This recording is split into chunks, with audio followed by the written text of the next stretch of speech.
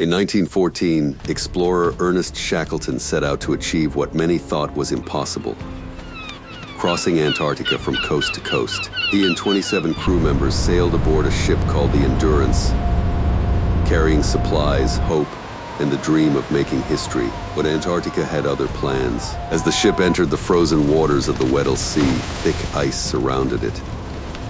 The crew waited for the ice to loosen and release them. It never did.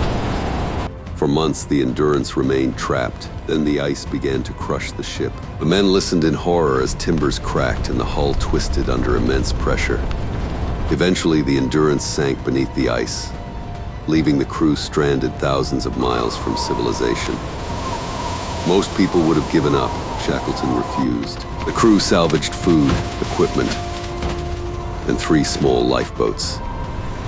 For months, they survived on drifting ice, enduring freezing temperatures, blizzards, hunger, and constant uncertainty. Then disaster struck again. The ice they were living on started breaking apart. With no other choice, the men launched their lifeboats into the icy Southern Ocean. After a brutal journey through towering waves and freezing winds, they reached a desolate place called Elephant Island. It was the first land they had seen in nearly 500 days. But there was one terrible problem. No ships passed near Elephant Island. If they stayed there, they would eventually die. Shackleton made a desperate decision. Taking 5 men with him, he climbed into a small lifeboat called the James Caird and set off across nearly 800 miles of the most dangerous ocean on Earth.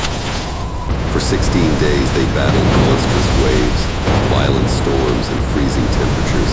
Against all odds, they reached South Georgia Island. But even then, they were stranded on the wrong side of the island. Exhausted and starving, Shackleton and 2 companions crossed mountains and glaciers that no human had ever traversed before.